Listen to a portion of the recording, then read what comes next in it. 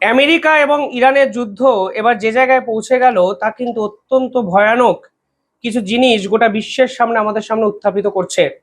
আজকে আমেরিকার মানবাধিকার সংস্থা হিউম্যান রাইটস ওয়াচ ইসরায়েলকে নিয়ে এক বিস্ফোরক অভিযোগ করেছে, এবং এই অভিযোগ কিন্তু খুব একটা সহজভাবে মেনে নেওয়ার অভিযোগ নয়। তারা স্পষ্ট বলেছে ইসরায়েলের যে সেনাবাহিনী তার লেবাননে বাতাসের মধ্যে সাদা ফসফরাস ছড়িয়ে দিয়েছে। এই সাদা ফসফরাস যখন অক্সিজেনের সংস্পর্শে আসে তখন কিন্তু প্রচুর তাপের সৃষ্টি হয় এবং জ্বলে ওঠে। মানুষের চামড়ায় যদি সাদা ফসফরাস পড়ে এবং মানুষ যদি বায়ুমণ্ডলে ঘোরাফেরা করে তাহলে কিন্তু মানুষের চামড়া পুড়ে যেতে পারে, গলে যেতে পারে। একাধিক রিপোর্টে পরিষ্কার বলা হচ্ছে এতে লেবাননের বহু সংখ্যক মানুষ কিন্তু কার্যত অসহায়, বিপর্যস্ত এবং ক্ষতিগ্রস্ত। এবং এই রিপোর্ট কিন্তু মার্কিন মানবাধিকার সংস্থায় আজকে আন্তর্জাতিক স্তরের সামনে কিন্তু নিয়ে এসছে। অর্থাৎ মানুষকে পুড়িয়ে মারার চেষ্টা এখানে ইসরায়েলের পক্ষ থেকে করা হয়েছে। সেই বিস্ফোরক অভিযোগ কিন্তু আজকে আমেরিকারই মানবাধিকার সংস্থা আমাদের সামনে নিয়ে এসছে। পাশাপাশি কালকে ইরান তাদের নতুন সুপ্রিম লিডারের নাম ঘোষণা করেছে, মোস্তাফা খামেনি।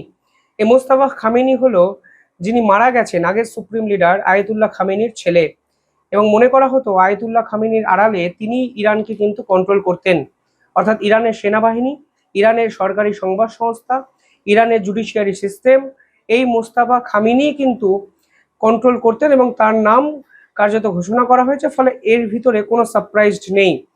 ইসরায়েলের পক্ষ থেকে পরিষ্কার বলা হয়েছে যে নতুন যে সুপ্রিম লিডার হবে তাকেও তারা খতম করে দেবে। কিন্তু এই মোস্তাফা খামেনি দায়িত্ব নিয়েই একটি ভয়ঙ্কর পাল্টা হানা ইসরায়েলে কিন্তু করে বসেছে। কালকে ইসরায়েলের যে তেলের সেন্টার, যেখানে তেলের খনি বলা হয় তেল হাবিব, সেখানে কিন্তু ইরানের মিসাইল আছড়ে পড়েছে। দেখুন, সামগ্রিকভাবে এই যুদ্ধের যদি আপনারা বিশ্লেষণ করেন তাহলে দেখবেন ইরানের কাছে বর্তমানে সেনাপ্রধান নেই, সেনাপ্রধানকে হত্যা করা হয়েছে, সুপ্রিম লিডার হত্যা করা হয়েছে। সুপ্রিম লিডারের হত্যার পর দেশের যে মানসিক অবস্থা তা কার্যত বিপর্যস্ত। তাদের সেনাবাহিনীর যে সদর দপ্তর তা সম্পূর্ণ শেষ। একাধিক অয়েল ফেসিলিটি দাউ দাউ করে জ্বলছে। একাধিক ওয়াটার স্যালিনেশন যে পাম্প হয়, ডিস্যালিনেশন যে পাম্প হয়, যেখান দিয়ে জল সারা দেশে ছড়িয়ে পড়ে বিশুদ্ধ জল, সেই ডিস্যালিনেশন সেন্টার সম্পূর্ণ শেষ। বায়ু বায়ু সেনা, যেটাকে বলা হয় এয়ারফোর্স, তার যে ঘাঁটি তা সম্পূর্ণ শেষ। অর্থাৎ একটা দেশের মেরুদণ্ড শুধু ভেঙে গেছে তা নয়, একটা দেশের উঠে দাঁড়ানোর ক্ষমতাটাই যখন কার্যত বিলুপ্ত হয়ে গেছে, তখনও কিন্তু সেই দেশটি মধ্যপ্রাচ্যের 17টি দেশের উপর আক্রমণ করছে। একই সঙ্গে আমেরিকা এবং ইসরায়েলের মতো প্রবল শক্তিধর দুই প্রতিপক্ষের বিপক্ষে লড়াই চালিয়ে যাচ্ছে। তা কিন্তু কোথাও না কোথাও আপনাকে সাধুবাদ জানাতেই হবে। মধ্যপ্রাচ্যের কোনো মুসলিম রাষ্ট্র এখন ইরানের পাশে নেই, এবং এই ইসলামিক রাষ্ট্রগুলো বর্তমানে আমেরিকার সহযোগী রাষ্ট্র। সৌদি বলুন, কাতার বলুন, জর্ডান বলুন, ইউএই বলুন, এমনকি দুবাইয়ের মতো শহরও আমেরিকার কথা ছাড়া কিন্তু চলে না, তা কিন্তু স্পষ্ট হয়ে যাচ্ছে। এবং ইরান কিন্তু এই সকল শহরগুলো যে ইকোনমিক্যাল সেক্টর, সেখানেও কিন্তু আঘাত করেছে। কাতারের এলএনজি প্রোডাকশন কার্যত বন্ধ, আপনারা জানেন। সৌদির সর্ববৃহৎ অয়েল ফেসিলিটি, আরামকো ফেসিলিটি যেটাকে বলা হয়, তা দাউ দাউ করে চলেছে। এবং কুয়েত, ইউএই, তাদের যে বিমানবন্দর, সেই বিমানবন্দরে আক্রমণ করা হয়েছে। ফলে ইরান কিন্তু পরিষ্কার একটা নীতিতে চলে গেছে যে যদি আমরা শেষ হই তাহলে মিডিল ইস্টের সমগ্র রাষ্ট্রগুলো কিন্তু একজোট হয়েও আমাদের এই পতনকে আটকাতে তো পারবেই না, উল্টে আমাদের সঙ্গে তাদেরও পতন হবে। এবং বোঝার চেষ্টা করুন ইরানের স্ট্র্যাটেজিটা, যে তারা প্রত্যেকটি দেশের ইকোনমিক্যাল সেক্টরগুলোকে ধ্বংস করছে। কারণ মধ্যপ্রাচ্য মানেই তেল, মধ্যপ্রাচ্য মানেই বিলাসবহুল এয়ারপোর্ট, মধ্যপ্রাচ্য মানেই এলএনজি প্রোডাকশন, যা গোটা বিশ্বে তারা বিক্রি করে আজকে সমৃদ্ধশালী রাষ্ট্রে পরিণত হয়েছে। পাশাপাশি ইরানের পক্ষ থেকে কালকে দাবি করা হয়েছে যে তারা মার্কিন সেনাবাহিনীর সদস্যদের আটকে রেখেছে। ডোনাল্ড ট্রাম্পের পক্ষ থেকে এই দাবিকে উড়িয়ে দেওয়া হলেও মার্কিন সেনাবাহিনীর সদস্যরা এই মুহূর্তে ইরানের কাছে আছে, তাই ইরানের প্রতিরক্ষা মন্ত্রী অফিসিয়ালি জানিয়েছেন। শুধু তাই নয়, কালকে ইউএস ফিফথ ফ্লিট, আমেরিকা যুদ্ধ জাহাজ নৌবহর, সেখানেও কিন্তু ইরানের পক্ষ থেকে ভয়ঙ্কর খাইবার মিসাইল দ্বারা আক্রমণ করা হয়েছে। এবং এর আগের দিন আমেরিকার সব থেকে বিখ্যাত থর ডিফেন্স সিস্টেম, যা $300 মিলিয়ন আমেরিকা বানিয়েছে, সেই থর ডিফেন্স সিস্টেমও কিন্তু ভয়ঙ্কর মিসাইল হানা এনেছে ইরান।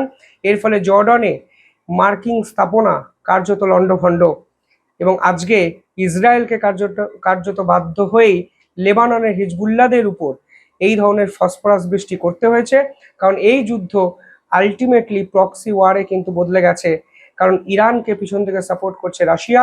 রাশিয়া ইন্টেল রিপোর্ট দিচ্ছে, মধ্যপ্রাচ্যের সমগ্র দেশ, মানে সমস্ত দেশ একজোট হয়েও ইরানকে কিন্তু এই মুহূর্তে আটকাতে পারছে না। ক্ষয়ক্ষতির যদি হিসেব দেখেন তাহলে দেখবেন কালকে সৌদি আরবের উপর ইরান যে মিসাইল হানা করেছে, এর ফলে প্রায় 12 জন আহত হয়েছেন এবং 2 জন মারা গেছেন, যার মধ্যে একজন হলো ভারতীয়। অর্থাৎ ভারতের কিন্তু ক্ষয়ক্ষতির পরিমাণ এই যুদ্ধে না চাইতেও বাড়ছে, এবং এই মুহূর্তে প্রায় 1 কোটি ভারতীয় মিডল ইস্টের বিভিন্ন দেশে আটকে আছেন, এবং ভারত সরকার কিন্তু তাদেরকে ফিরিয়ে আনার চেষ্টা করছে। এই পুরো যুদ্ধটাকে যদি অন্য সাইডে রাখেন এবং একটি সাইডে যদি ভারত এবং রাশিয়ার লাভ ক্ষতির হিসাব করেন, তাহলে দেখবেন রাশিয়া এবং ভারত এই যুদ্ধে সব থেকে বেশি লাভবান দুটি রাষ্ট্র। রাশিয়ার তেল ভারত অব্দি পৌঁছে যাচ্ছে, এবং ডোনাল্ড ট্রাম্পের কাছে কোনো অপশানই নেই এই তেলকে আটকানোর। 95 লক্ষ ব্যারেল তেল এই মুহূর্তে ভারতে রাশিয়া পাঠিয়ে দিয়েছে। ডোনাল্ড ট্রাম্প চাইছেন এই রাশিয়ার তেল 30 দিনের জন্য ভারত কিনুক, তারপরে আবার আগের জায়গায় যেন ফিরে আসে। কিন্তু ভারত স্পষ্ট বলেছে, আমরা তেল কিনবো কি কিনবো না সেটা আমাদের সিদ্ধান্ত, আমরা আমেরিকার অনুমতিটুকু নিয়ে নিই। এবং আলটিমেটলি ভারত রাশিয়ার সঙ্গে তেলের যে চুক্তি, তেলের যে সম্পর্ক, তা ফেব্রুয়ারি মাসেও ছিল, মার্চে যুদ্ধবিধ্বস্ত পরিস্থিতিতেও কিন্তু আছে। অর্থাৎ ভারত এবং রাশিয়া এই হরমুজ প্রণালী বন্ধ করাকে কেন্দ্র করে সব থেকে বেশি লাভবান জায়গায় পৌঁছে গেল, কারণ এনার্জি সেক্টরকে সিকিউর করতে পারলো।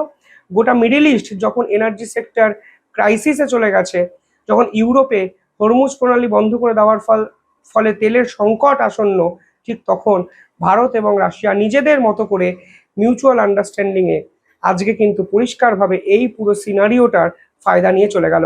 তবে এই যুদ্ধ এবং এই যুদ্ধের ভয়াবহতা যেখানে পৌঁছেছে, তা কবে শেষ হয় তা এখন $1 মিলিয়ন কোশ্চেন। আমার মনে হয় এই যুদ্ধের অসংখ্য আপডেট ভবিষ্যতে আসবে, এবং ধারাবাহিকভাবে আপডেট এলে আমি এই আপডেটেড ভিডিও নিয়ে আসবো দ্য ইন্ডিপেন্ডেন্ট নেটওয়ার্কে। আপনারা দ্য ইন্ডিপেন্ডেন্ট বেঙ্গলের পাশাপাশি ইন্ডিপেন্ডেন্ট নেটওয়ার্ক এই চ্যানেলটিকেও সাবস্ক্রাইব করে রাখবেন ধারাবাহিক জিওপলিটিক্যাল ভিডিওর জন্য। ধন্যবাদ, ভালো থাকবেন।